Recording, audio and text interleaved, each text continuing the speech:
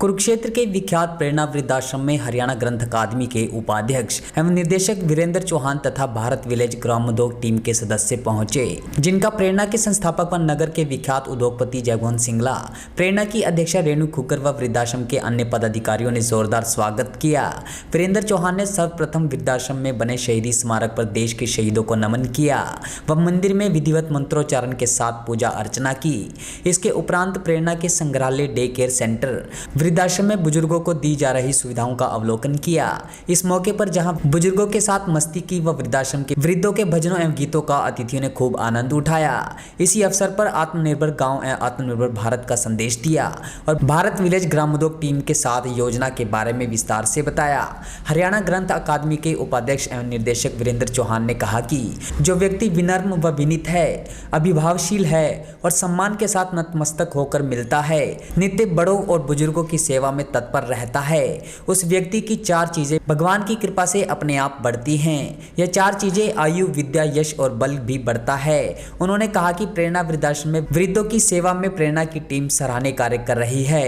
प्रेरणा के संस्थापक जयगोविंद सिंगला ने बताया कि आज उनके बीच युवा एवं ओजस्वी हरियाणा ग्रंथ अकादमी के उपाध्यक्ष एवं निर्देशक वीरेंद्र चौहान वृद्धाश्रम में वृद्धों से मिलने और उनके साहस एवं उत्साहवर्धन के लिए आए। राधे जब तुम रूठ के बैठती हो, हरि हाथ पकड़ के मनाते हैं। अभिवादनशीलस्य नित्यं वृद्धोपसेविनः चत्वारि तस्य वर्धन्ते आयुर्विद्या यशो बलम। जो व्यक्ति विनम्र है, विनीत है, अभिवादनशील है, सबसे पंजाबी में कहना हो तो नीवा होके मिलता है, नतमस्तक होके मिलता है, और नित्यम वृद्धोपसेविनः, नित्य बड़ों की, वृद्धों की सेवा में तत्पर रहता है, उसकी चार चीज़ें परमपिता परमात्मा की कृपा से स्वतः बढ़ती हैं, और वो चार हैं आयु, विद्या, यशः, बलम।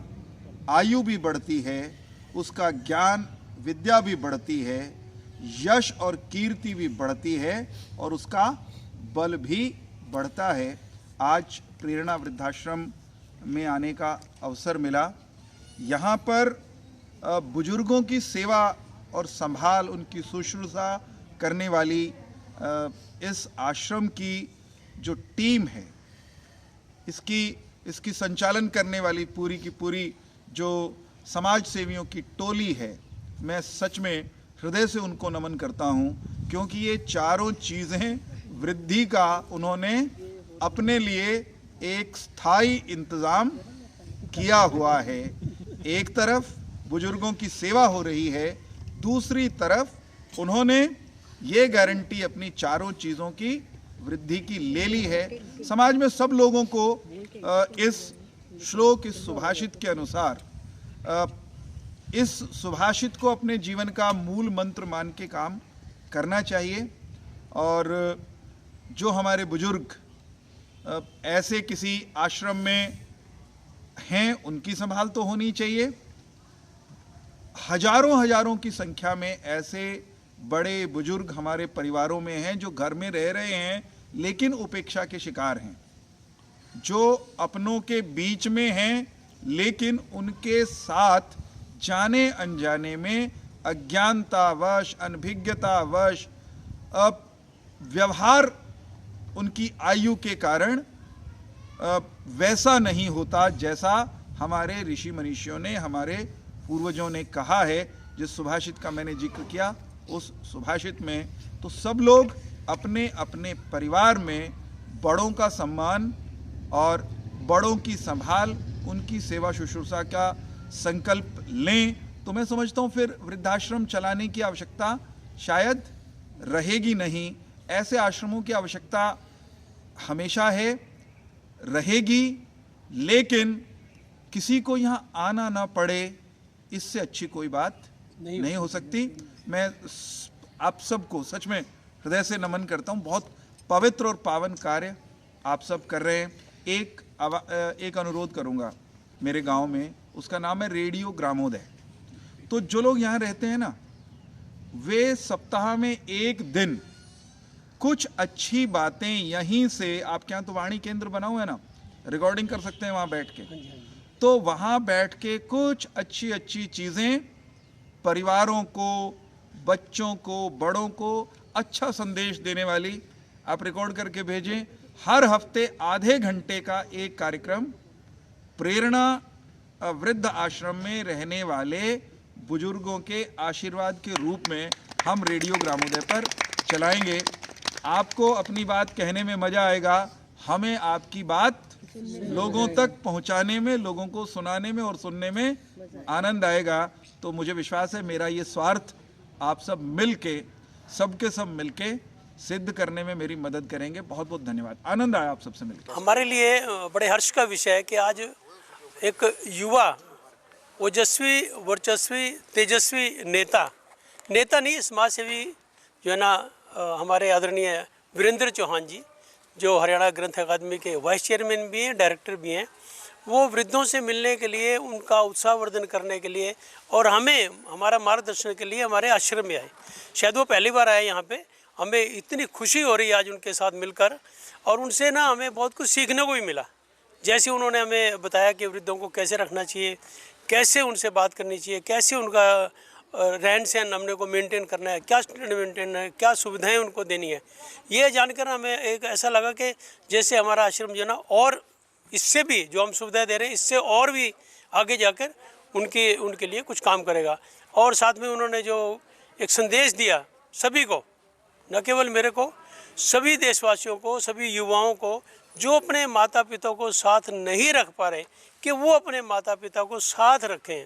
वृद्धाश्रम की बिल्कुल आवश्यकता नहीं पड़ेगी अगर हमारी पुरानी संस्कृति के आधार के ऊपर हम काम करेंगे। तो ऐसे जो उनके विचार हैं, और मैं उनको बहुत समय से जानता हूँ, वो एक जवान बचपन से ही वो बड़े युवा और संघर्षशील रहे हैं, और आज भी उनके अंदर उसी तरह का टोन है, उसी तरह का जज्बा है, उसी तरह के उनके विचार हैं। तो मैं उनका यहाँ पर एक बार फिर से आने पर बहुत बहुत अभिनंदन करता हूँ, स्वागत करता हूँ, और साथ में प्रार्थना करता हूँ कि वो भविष्य में भी इसी तरह हमारे यहाँ पे आते रहें और हमारा मार्गदर्शन करते रहें। धन्यवाद। वहीं टीम के साथ हापुड़ उत्तर प्रदेश से आए प्रदीप कुमार रंजन ने अपनी 3D कृतियों को प्रदर्शित किया। वह बताया कि यह 3D कृति कंप्यूटर के माध्यम से बनाई जाती है। यह एक वैज्ञानिक आर्ट्स है जिससे मेडिटेशन तथा ध्यान किया जाता है। उन्होंने बताया कि इसे रोजाना 5 से 10 मिनट देखना चाहिए। इससे आंखों का व्यायाम होता है और एकाग्रता बढ़ती है। भारत विलेज ग्रामोद्योग टीम के साथ आए आशुतोष ने भी 3D कृति को बनाने की प्रक्रिया के बारे में विस्तार से जानकारी दी। हाथ से बनता है पहले, और उसके बाद जब रिप्रोडक्शन करने हैं, मानिए 100 डिज़ाइन एक तरह के बनाने हैं, तो फिर वो कंप्यूटर की मदद से उसको रिप्रोड्यूस करते हैं। तो पहला जो होता है वो एक एक बारीक सारी चीज़ें जोड़कर वो पहला हाथ से ही बनाया जाता है। और इन कलाकार की खासियत ये है कि आप अगर कोई दीवार भी दोगे ना, और जो आप फोटो दोगे, ये उस दीवार पर भी ऐसा बना देंगे। यह एक साइंटिफिक आर्ट है मेडिटेशन के लिए, ध्यान के लिए। इसको रोज़ाना 5 से 10 मिनट देखना चाहिए। देखने से आई एक्सरसाइज होती है और हमारी आंखों की एक्सरसाइज होती है और हमारी कंसंट्रेशन बढ़ती है ना।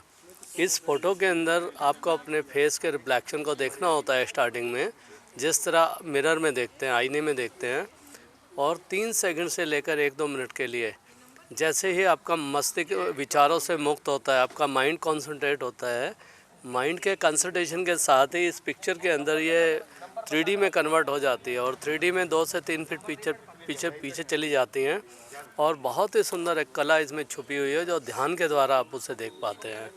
जब तक आपका मन स्थिर रहता है, आपका माइंड कॉन्सेंट्रेट रहता है, तो आपको दिखाई देता रहता है। आपका माइंड डाइवर्ट होते के साथ ही पिक्चर फिर से ये प्लेन हो जाएगी और सब कुछ दिखना बंद हो जाएगा। आपको फिर से अपने आप को कंसंट्रेट करना होगा इस तस्वीर के माध्यम से। इसी चीज़ की अगर आप रिपीटेशन रोज़ाना करते हैं तो धीरे धीरे इससे आपकी आंखों की एक्सरसाइज होती है और आपकी कंसंट्रेशन बढ़ती है। मैं प्रदीप कुमार रंजन हूँ और हापुड़ उत्तर प्रदेश से मैं आया हूँ यहाँ पर। तो ये कहाँ अवेलेबल मिलेगी, कहाँ? ये भारत विलेज बाज़ार पर भी ऑनलाइन भी अवेलेबल है ये, और आप इसे डायरेक्ट भी मंगा सकते हैं। ये प्रदीप कुमार रंजन मेरा खुद का काम है ये। मैं खुद, आपने खुद बनाया ये? जी, मैं खुद आर्टिस्ट हूँ। कमाल, क्या अमेजिंग, बहुत ही बढ़िया एक्सपीरियंस। शुरू में तो मैंने सोचा पता नहीं क्या है ये, लेकिन जैसे मैंने इसके अंदर देखा तो मुझे पूर्ण रूप से भगवान कृष्ण की अनुभूति हुई, उसके बिल्कुल स्वरूप के दर्शन हुए। वैसे भी वो मेरे आराध्य हैं और मुझे वही दर्शन हुए। उसके बाद धीरे धीरे इसमें उनकी और भी बड़ी आकृति बनती गई और उसके साथ ही मोर की एक आकृति थी। पीछे कृष्ण भगवान के भी और भी आकृतियाँ, काफ़ी तरह की आकृतियाँ दिखाई दी। फ़ोन नंबर था और सर वो आपका नाम था, जो वो सब दिखाई दिया। तो मैं तो इसको देखकर गदगद हो गई।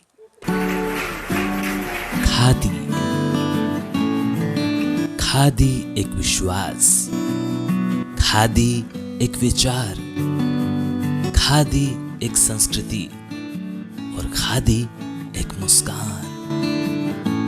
खादी जो आजादी से पहले हमारे साथ थी और आज भी है। गांधी जी का सपना है खादी।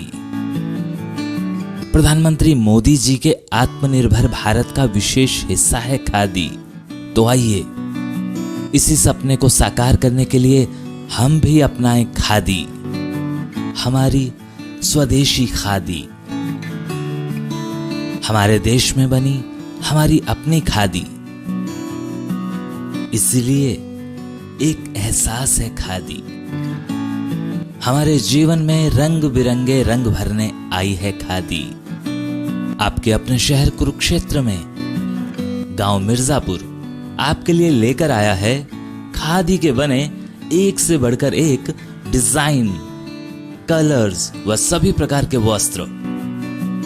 इतना ही नहीं, खादी ग्रामोद्योग भारत के बहुत से प्रोडक्ट जो आपकी त्वचा व शरीर के लिए उपयोगी हैं, जो आपको दें एक प्राकृतिक सुंदरता का एहसास। एक बार अपनाकर तो देखिए। खादी इंडिया।